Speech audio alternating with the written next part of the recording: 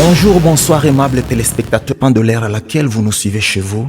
Bienvenue à votre émission La PDF, une émission en rapport avec la planète, le développement durable, la faune et la flore.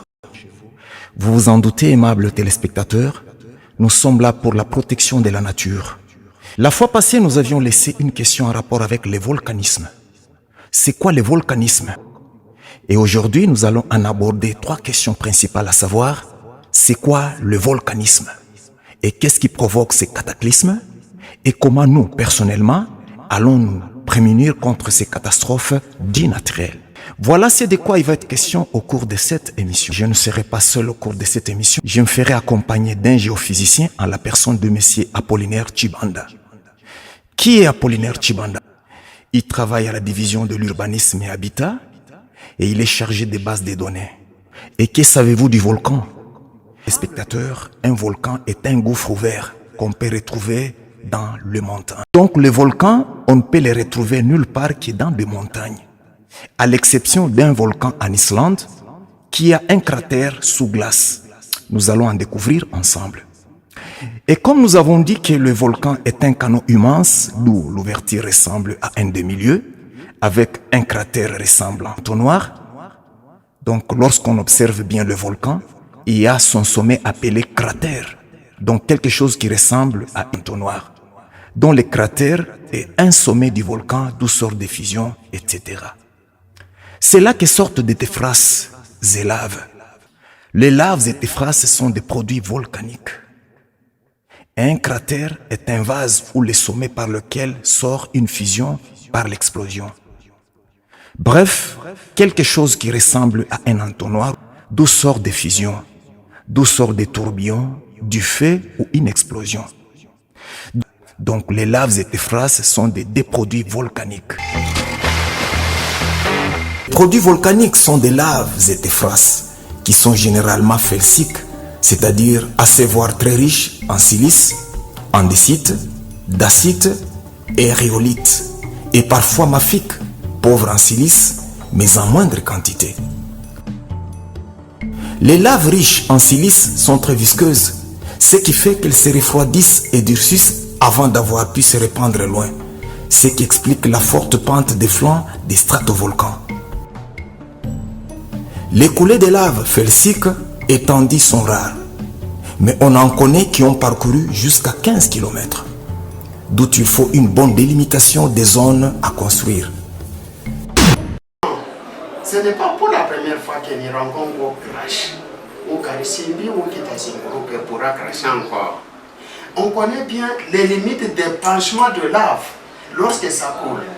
Alors on peut déterminer le périmètre de la zone non édificante, c'est-à-dire la zone ne pouvant pas recevoir de construction.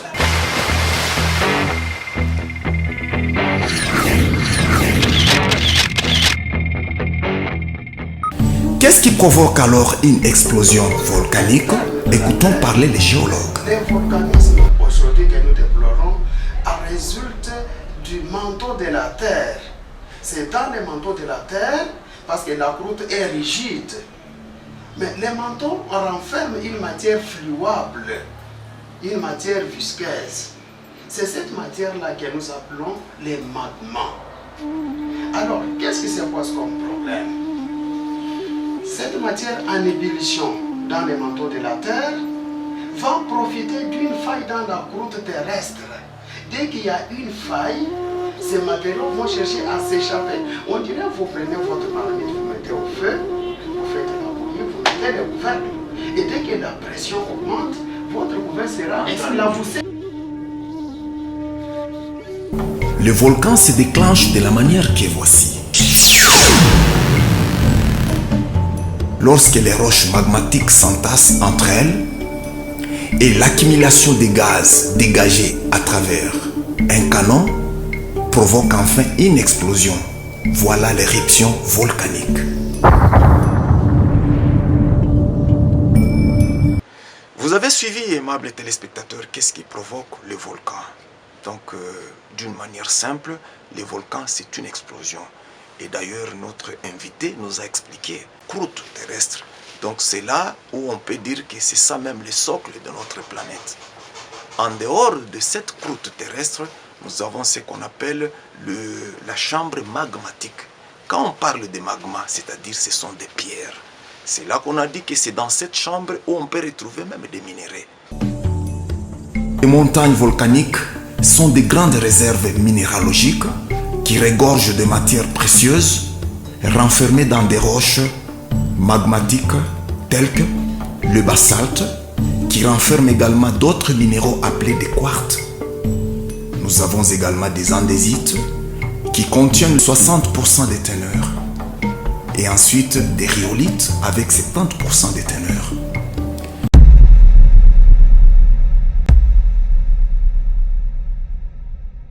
Aimables téléspectateurs, nous avons deux types de volcans, à savoir les stratovolcans et les volcans boucliers.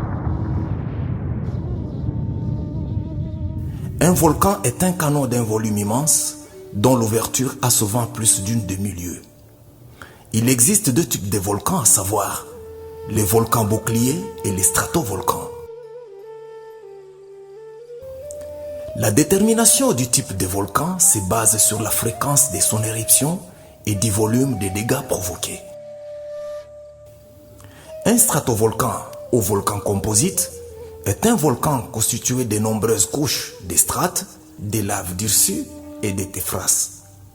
Contrairement aux volcans boucliers, les stratovolcans sont caractérisés par une forme généralement conique et un profil escarpé, et beaucoup ont un cratère avec souvent des cônes adventifs sur les flancs.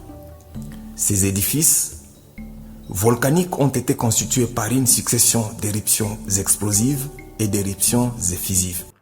Et la différence, c'est quoi? Donc, quand on parle d'un stratovolcan, on fait allusion à un volcan qui cause plusieurs dégâts incalculables, comme ce fut le cas en RDC. Donc, quand on parle d'un stratovolcan, c'est qu'il existe aussi un autre type de volcan appelé volcan bouclier. Ce sont des dégâts provoqués par ce volcan qui déterminent le type du volcan. Donc, par exemple, le volcan de Nyiragongo peut être classé dans un type de stratovolcan. Donc, quand vous êtes devant un volcanologue, c'est lui qui déterminera le type du volcan.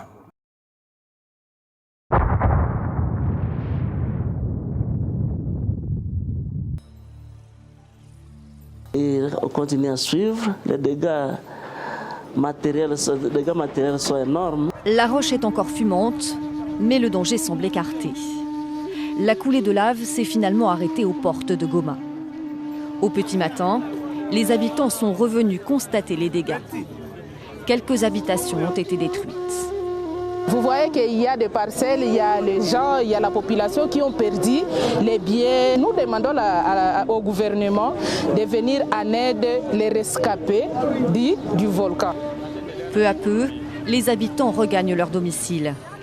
Dans la nuit, ils avaient dû fuir précipitamment après l'entrée en éruption du volcan de Nyiragongo, situé à une dizaine de kilomètres de la ville. J'étais dans le quartier, j'étais juste dans la maison.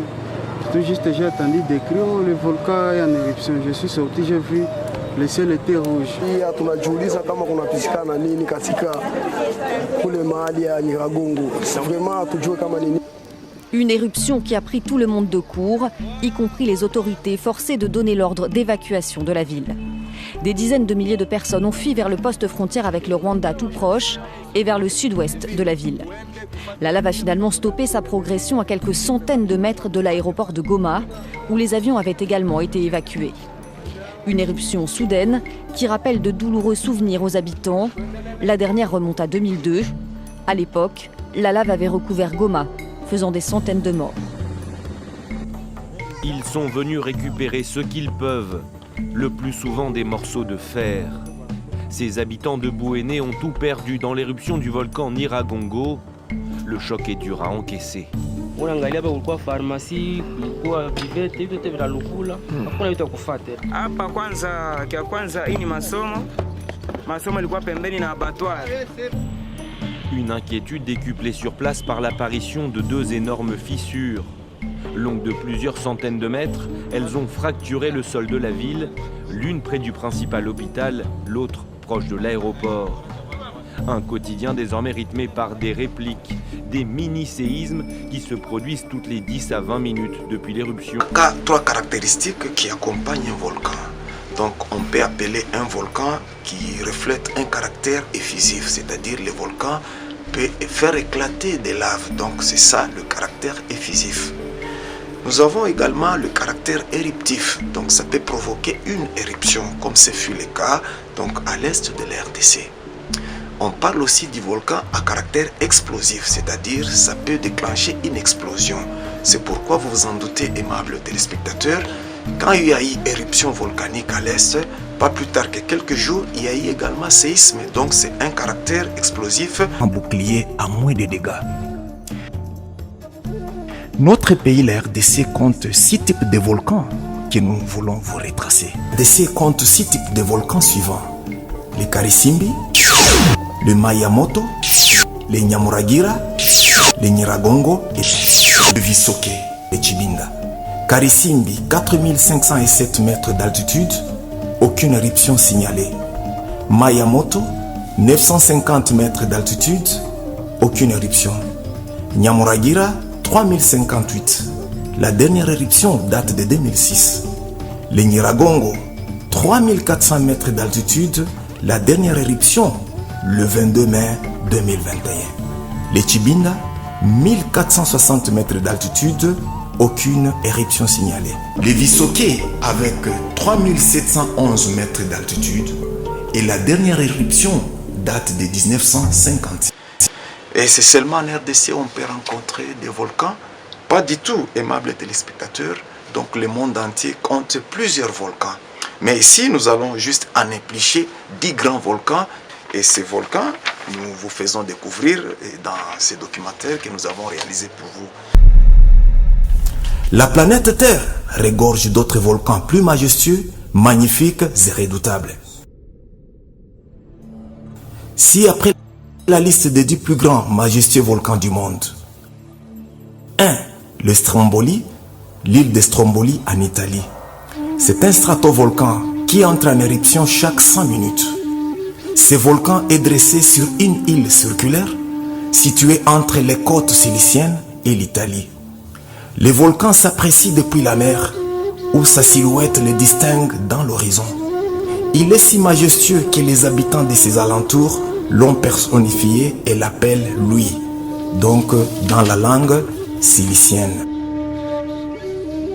Ces pentes laissent entrevoir les stigmates de plus récentes coulées de lave qui ont eu lieu, notamment sur son versant nord-ouest. La Sierra del Fuoco, ou allée du feu, qui s'y trouve, se couvre régulièrement des fumerolles visibles à des kilomètres par beau temps dans une ambiance irréelle. 2. Les Siciles, les Moïsiklos, île de Lemos, au Grèce. C'est un volcan bouclier non effusif, car aujourd'hui il est éteint et offre des paysages surréalistes visibles sur le site de Falakro. Coulées érodées, massifs isolés et sphères en basalte sur des terres ocre et beige composent un panorama pictural rehaussé par le bleu de la mer en arrière-plan. 3. Les monts Otemanu, les Bora Bora en Polynésie française. Depuis, c'est l'un des plus célèbres lagons du monde, désormais éteint, dont il reste 4 fragments seulement. Chacun des fragments dessine le relief si particulier du lieu et contribue à son aspect spectaculaire, en particulier depuis la mer. 4. Les volcans des îles Aléoutiennes, Alaska, aux États-Unis. Sur près de 1800 km, les îles Aléoutiennes témoignent de l'activité sismique dans cette partie de la ceinture du feu du Pacifique. On y trouve une cinquantaine de volcans particulièrement singuliers, tels le célèbre mont Pavlov et ses roches andésitiques, le lac des cratères de l'île Kasatoshi, le tempétueux volcan Augustine ou encore les îles des 4 montagnes, d'où émergent notamment les monts Cleveland. 5. Le volcan Augustine, le Mombacho au Nicaragua. C'est un volcan actif, mais non officiellement déclaré éteint. Mais le fait révèle que le Mombacho n'a pas connu d'éruption depuis 1570. presque 451 ans, aucune éruption à signaler. La végétation en a profité pour répandre ses droits. Ces versants sont recouverts d'une forêt de nuages et d'une flore tropicale devenue rare au Nicaragua. D'un accès facile, il offre de superbes vues de la ville de Granada et les lacs nicaraguais. Preuve qu'une promenade à flanc des volcans n'est pas forcément périlleuse.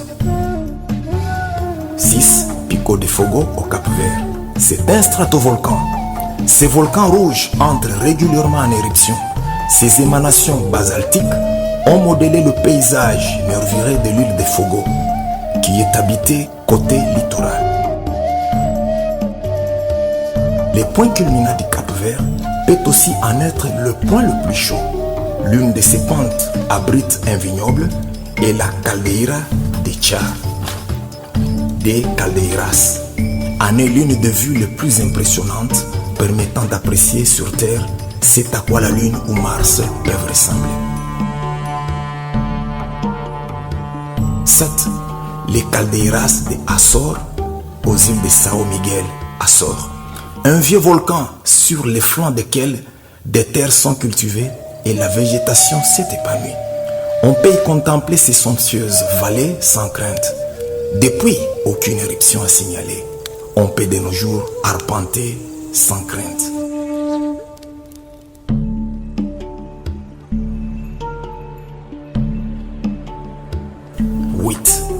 L'île de São Miguel, les Kilauea, Hawaï aux États-Unis.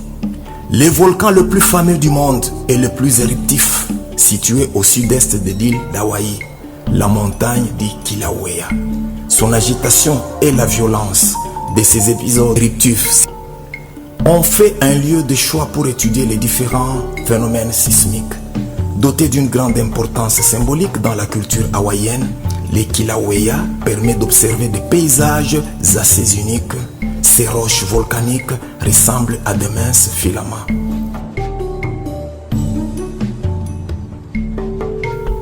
Le Sakurajima, Japon. Un volcan à portée de ville, telle pourrait être la définition de ce pic. Situé dans l'île de Kyushu au Japon, à quelques minutes seulement de la ville de Kagoshima. On peut depuis la baie attenante et les immeubles alentours l'observer à loisir. Sa présence à l'horizon, magnifiée par sa taille, en fait un lieu de visite aussi intéressant que d'autres célèbres sites japonais tels les monts Fuji et les monts Uzen.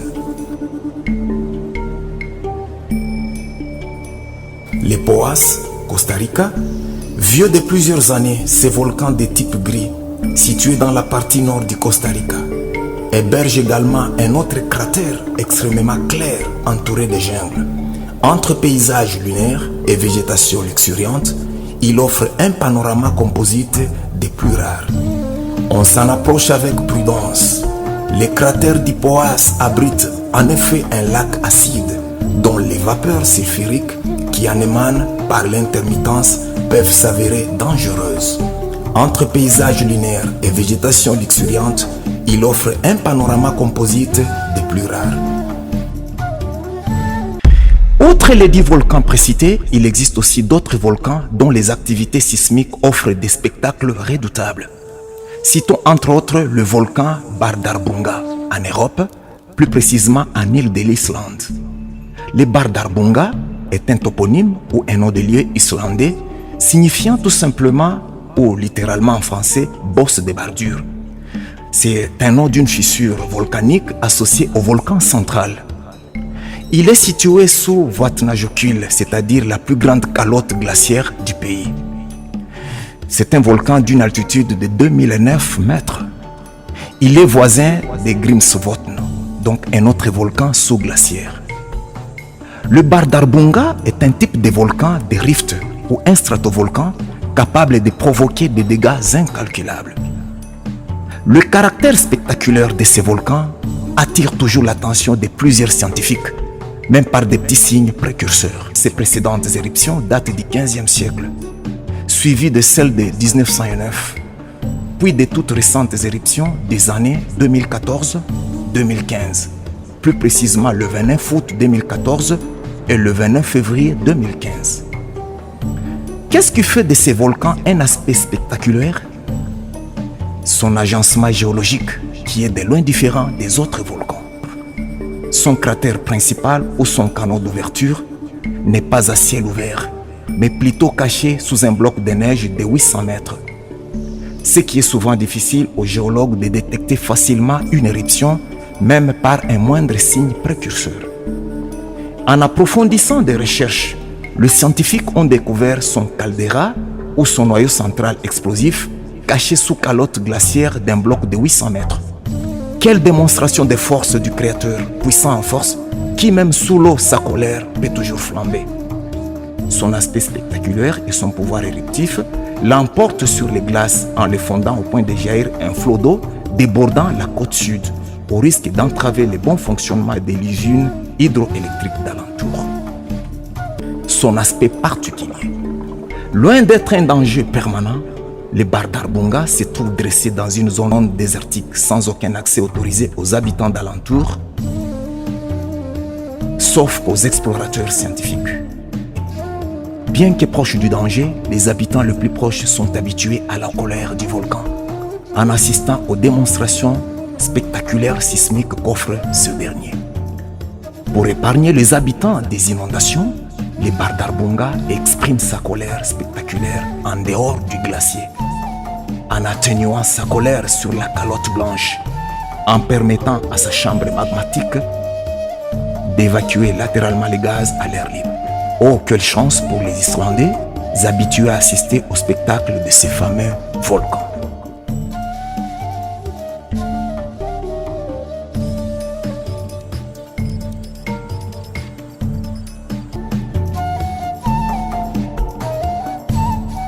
Les caractères majestueux qu'offrent ces volcans doivent susciter en l'homme une grande admiration, délouer et exprimer la crainte pieuse envers le grand et redoutable Créateur de l'univers.